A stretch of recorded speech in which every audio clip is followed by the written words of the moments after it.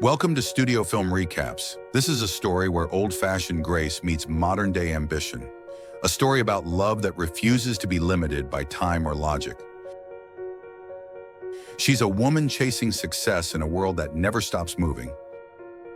He's a man who still believes in honor, etiquette, and handwritten letters. But when their paths cross, everything changes.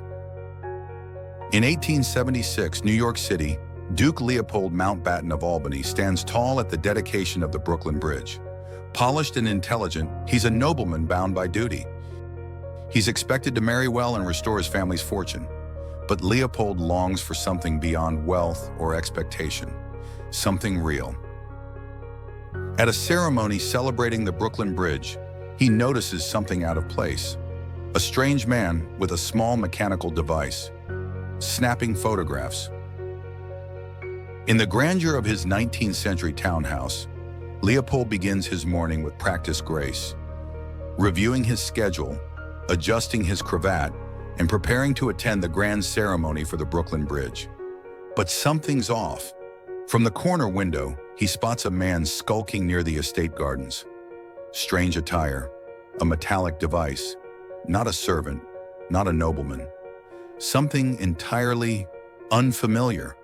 Leopold wastes no time. He slips past his butler and heads into the city on foot, determined to catch the intruder.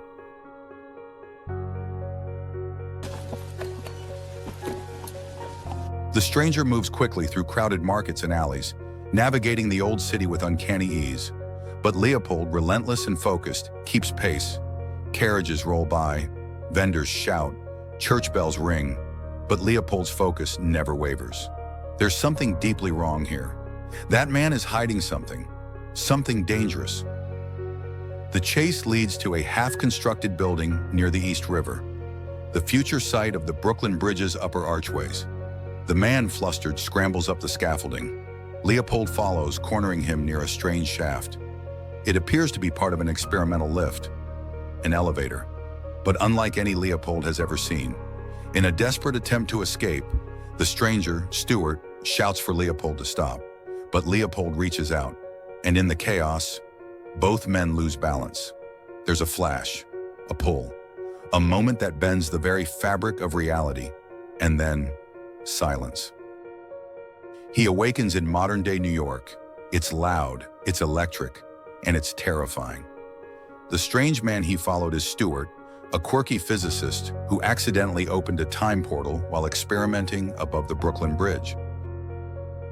Leopold tries to remain composed, but everything from refrigerators to television confounds him. He speaks with elegance, distrusts modern contraptions, and still insists on a full morning dress. Stuart tries to contain the situation before anyone else discovers that a 19th century duke is living in his apartment. But across the hall, someone does notice. Kate McKay is Stuart's ex-girlfriend. Driven, brilliant, and grounded in reality. She's building her career in marketing, determined to succeed. When she first meets Leopold, she assumes he's an actor in costume, or just another one of Stuart's unstable experiments. But Leopold treats her differently. He listens. He stands when she enters a room. He offers sincere compliments without expectation. At first, Kate keeps her distance, but the way he speaks, the way he sees her, slowly begins to chip away at her guarded exterior. Leopold ventures out into the world of 2001 with noble curiosity. He's baffled by modern breakfast, appalled by elevators, and deeply confused by phones. But despite the absurdity of this new world, he never loses his grace. He walks Kate's dog. He reads the newspaper aloud. He asks questions about careers and ambition. Bit by bit, he and Kate begin spending time together. Not out of obligation, but out of quiet interest. Kate is under pressure at work. She's trying to secure a promotion and lead a campaign for a new margarine brand. When a male spokesperson is needed, Stuart pushes her to cast Leopold. At first, Leopold refuses. Margarine, he insists, is an insult to real butter. But for Kate, he agrees. And on set, His natural elegance and sincerity charm the crew and the clients. The commercial is a hit. Kate gets the recognition she deserves. But more importantly, the spark between them begins to grow. One night, standing on Kate's balcony, they look over the city together. For once, she isn't rushing toward a deadline, and he isn't pretending to belong in this world.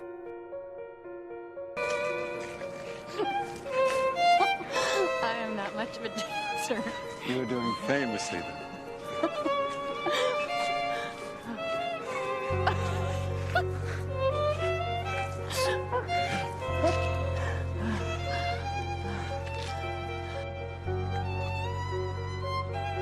They talk, they pause, they lean in, and they kiss. It's not impulsive, it's thoughtful. It's a recognition of what's already between them.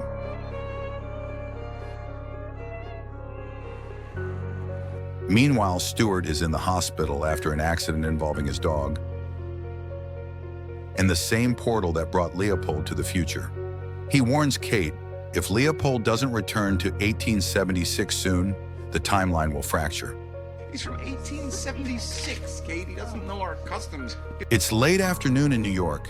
Leopold was sleeping on the couch when he heard a noise.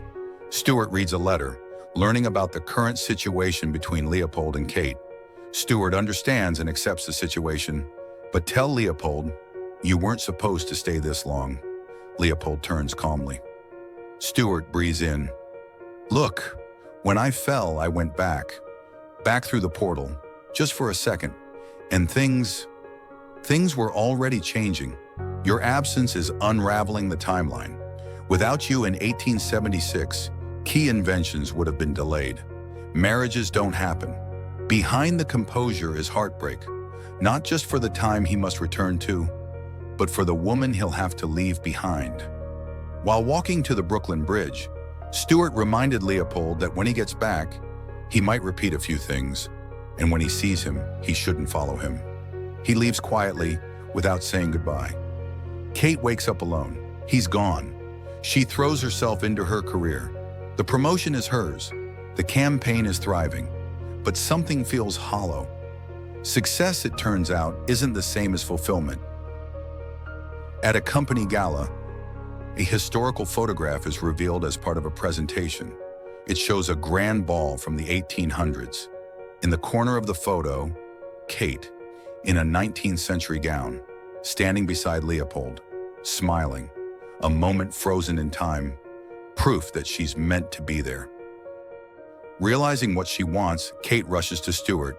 There's one final chance to jump back through time, but the portal is closing fast. She runs through the city, up the stairs, to the rooftop. She doesn't hesitate. She jumps. In 1876, Leopold prepares to announce his engagement at a formal ball. His family's future depends on it. The music begins. The crowd gathers. And then, Kate walks in. He sees her. She sees him. In front of everyone, he takes her hand and names her his bride. She gave up her world to return to his. He waited a lifetime to find her again. Together, they chose love, across time. This is the story of Kate and Leopold. Kate and Leopold is more than a rom-com. It's a story about timing, choice, and believing in something extraordinary. With Meg Ryan's wit and Hugh Jackman's elegance, the film offers a whimsical escape with real heart. Thanks for watching Studio Film Recaps. Don't forget to subscribe, like, and tell us, would you leave your world behind for love?